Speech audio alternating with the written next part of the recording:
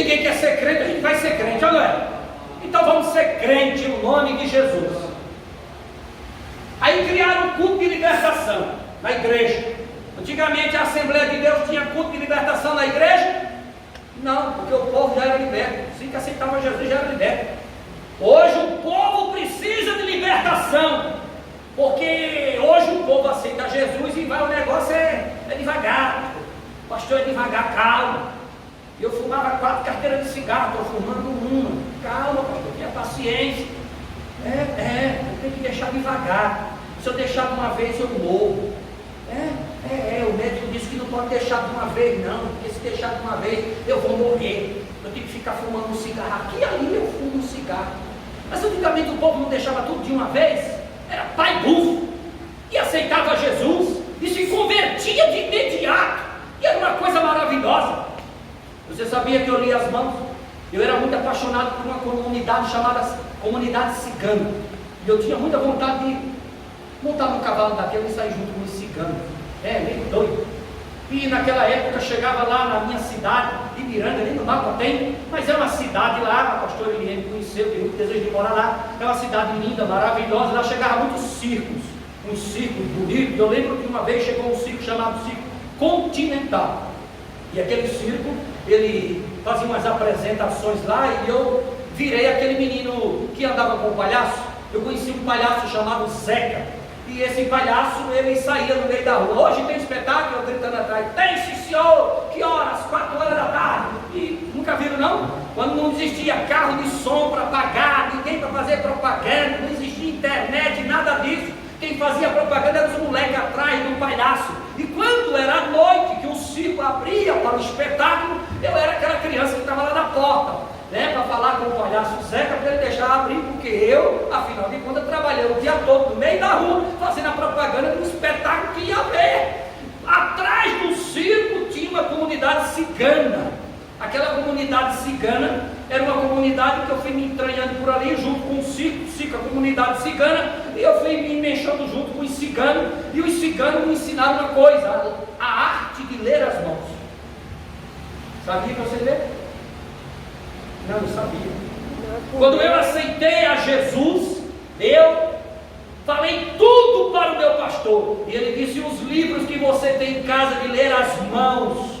Eu disse: está em casa. Ele disse: traga para cá, para a gente tocar fogo, para a gente botar fogo, eliminar tudo isso, é bruxaria. Eu era muito ligado porque quem lê mãos é muito ligado com horóscopo, com astrologia, e eu era desse ramo aí, entendeu? Hoje não sou mais, hoje eu sou ganhador de almas para Jesus. Eu fui liberto disso daí, dessa comunidade cigana, que gostava muito de abrir a mão lá e começar a falar, e tudo tem uma técnica, e eu aprendi com o cigano para fazer essas técnicas. Eu não sei como eu não fui embora daquela comunidade cigana. E pasme uma coisa, quando eu cheguei aqui em Brasília, eu comecei a pregar Brasília fora, Brasília acima, e eu pregava todos os dias.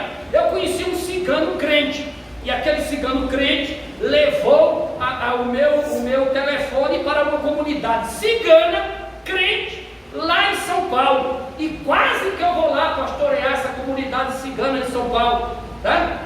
E o meu amigo cigano crente era Zurca.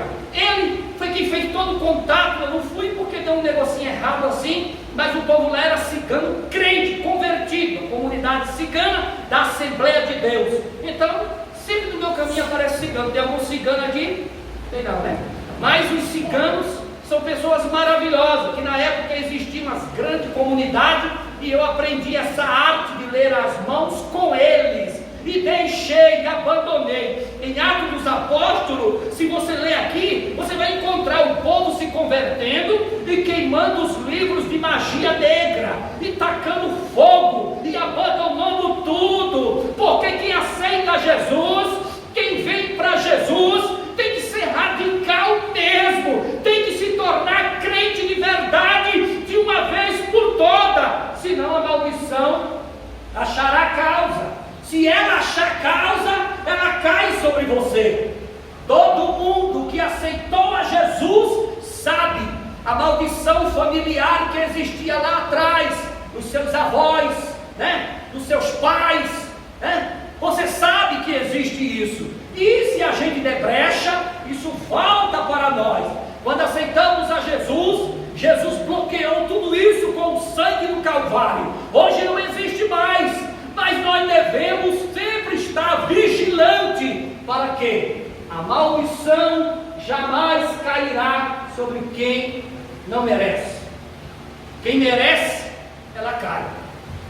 E ela existe porque a Bíblia fala tanto. E lá no Salmo 91 confirma tudo isso.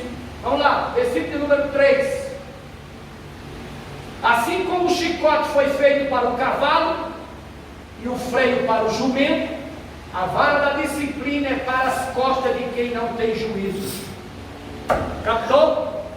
E o 4: não respondas ao insensato com semelhante insensatez, para não te igualares a ele. Aprenda, irmão, na Bíblia tem tudo, né? Se alguém está tratando você como um cachorro latindo, ou torne-se uma carruagem, passe por ele, e os cachorros que ladram, né? Versículo 5: responde ao insensato conforme a tolice dele, para que ele não fique pensando que possui alguma sabedoria. E o 6, vamos rápido. A pessoa que pede a um tolo para transmitir uma mensagem se arrisca a ter muitos problemas. É como se tivesse seus pés amputados ou tomasse veneno. Isso aqui aconteceu muito já comigo.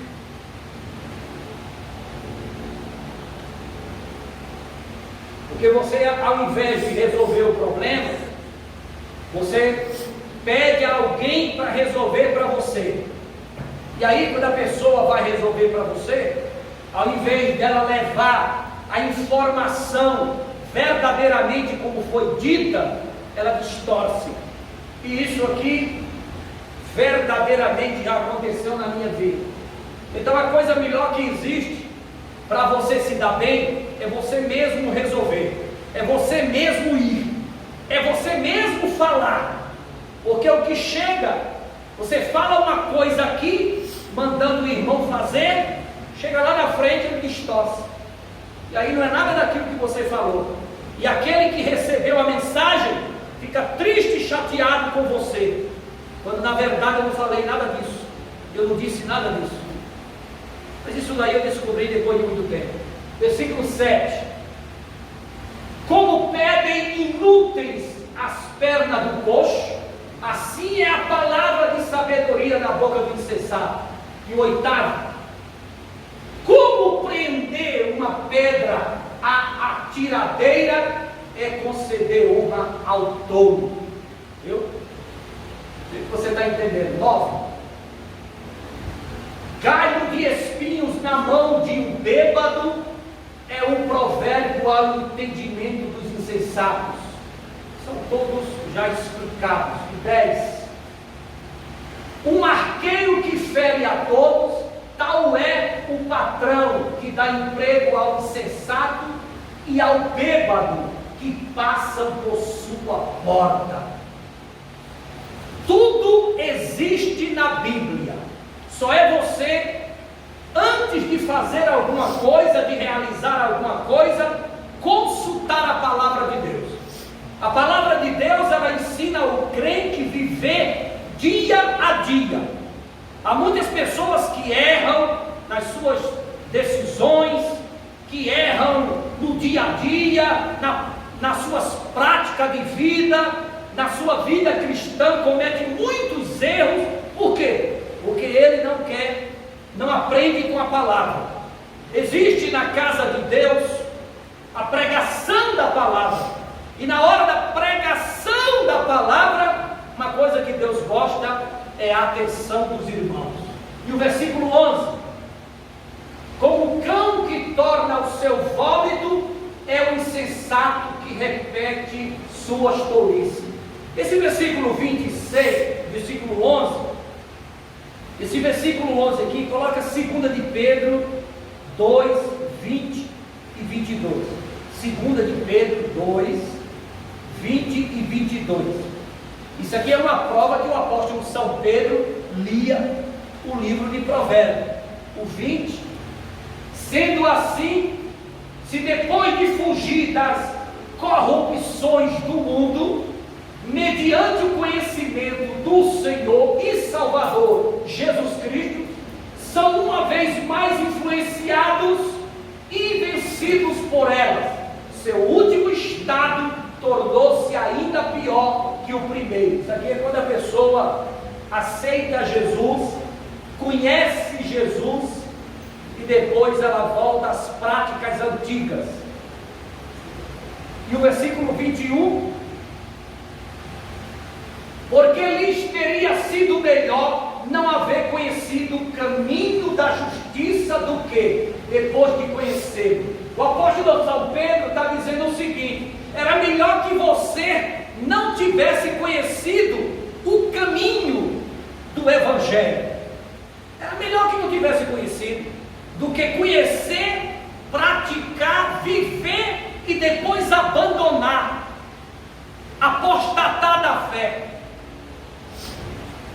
darem as costas ao santo mandamento que lhes havia sido concedido. E tem muita gente que você vai conversar com ele, vai conversar com ela e já é desviado, e que não gosta nem dessa palavra desviar, porque parece que aflige, parece que dói, parece que incomoda e constrange. Afastado dos caminhos do Senhor. Desviado não, pastor, afastado.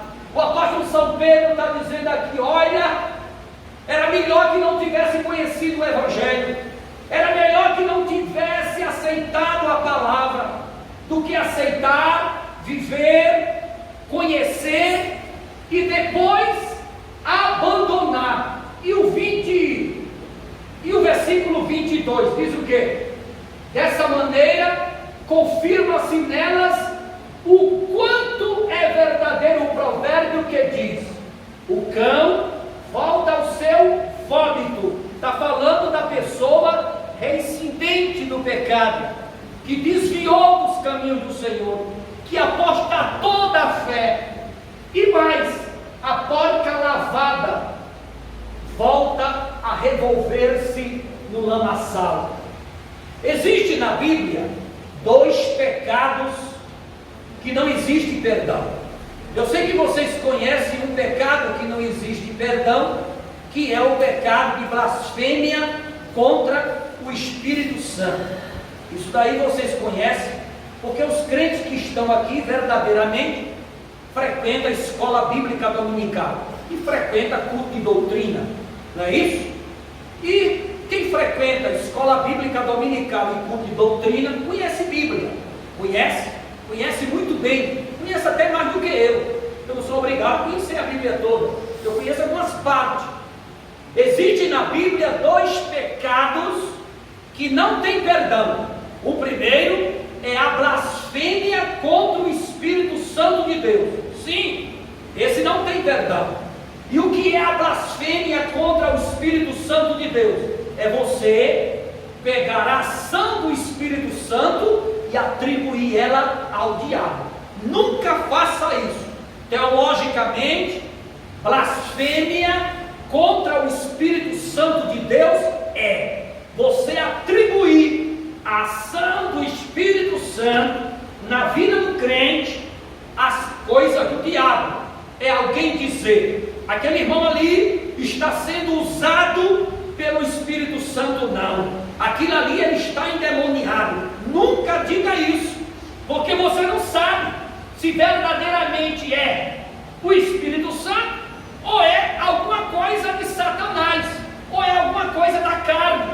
Então, se você tem dúvida, não fale, não diga nada, porque a blasfêmia contra o Espírito Santo de Deus é atribuir a obra do Espírito Santo às coisas de Satanás.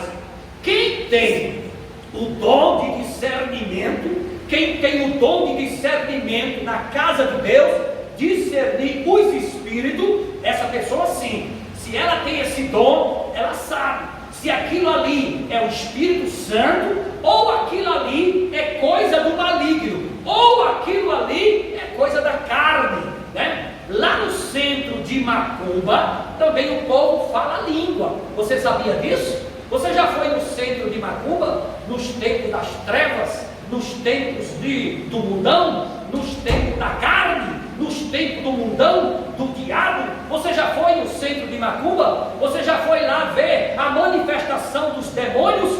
Eles também falam línguas estranhas, eles também dançam, eles também fazem coreografias. E na igreja pentecostal, evangélica, Assembleia de Deus, acontecem manifestações semelhantes, línguas estranhas, né? Coreografias, né? Trejeitos, jeitos, pulos. Existem algumas coisas que os crentes fazem que lembra até o centro de Macumba. Agora não pense que é o centro de Macumba que está copiando os crentes, não. O centro de Macumba é quem está imitando a igreja. Porque quando diz que os apóstolos estavam no dia de Pentecoste, capítulo 2 de Atos dos Apóstolos, cheio do Espírito Santo, e algumas Bíblias traduzem o seguinte do original: eles estavam como se fosse embriagados. E você já viu um bêbado cambaleando? Você já viu um bêbado andando no meio da rua? Ele vai para lá, ele vai para cá, né? Ele fica assim, meio desorientado. Já viu uma pessoa embriagada, andando na calçada, não sabe o caminho de casa? Então, por que diz aqui, em Atos dos Apóstolos, capítulo 2, quando o Espírito desceu, a inauguração da igreja, ele desceu para morar aqui na terra, e o povo estava lá cheio do Espírito Santo, como quem estivesse embriagado. Então, se estava como embriagado, o povo estava cambaleando para lá e para cá. Então, a manifestação na igreja pentecostal do crente cheio do Espírito Santo, se você tem o dom de discernir os espíritos, amém. Se você não tem, fique calado. Nunca diga que aquilo ali pertence ao diabo, porque você pode estar blasfemando contra o Espírito Santo de Deus. E esse pecado não tem perdão. E qual é o outro pecado que não tem perdão? Eu vou mostrar para você aqui. Hebreus, coloca aí, capítulo de número 6, versículo de número 4. Esse pecado aqui também não tem perdão. Não tem perdão por quê? Não é porque a pessoa vai pedir perdão e ele não é perdoado, não é isso. É porque quem apostata da fé jamais volta novamente à fé que apostatou. Jamais. Apostatou. Você não vai encontrar uma pessoa que apostatou da fé, verdadeiramente essa palavra se cumpriu na vida dele e ele voltou ao Evangelho. É uma confirmação do que o apóstolo São Pedro estava falando, né? Que a porca lavada voltou ao despojador de lama e o cão voltou ao seu próprio vômito. Ao que diz Hebreus, capítulo 6, versículo 4. Ora, é impossível para aqueles que uma vez foram iluminados, experimentaram o dom celestial e tornaram-se participantes do Espírito Santo. Olha o início do versículo. Ora, é impossível para aqueles que uma vez foram iluminados pela palavra, pelo Evangelho, experimentaram o dom celestial, tornaram-se participantes do Espírito Santo. Versículo 5. E provaram os benefícios da palavra de Deus e os poderes da era que há de vir. Está falando do crente. Agora o 6, para concluir. Mas apostataram da fé. Sim, é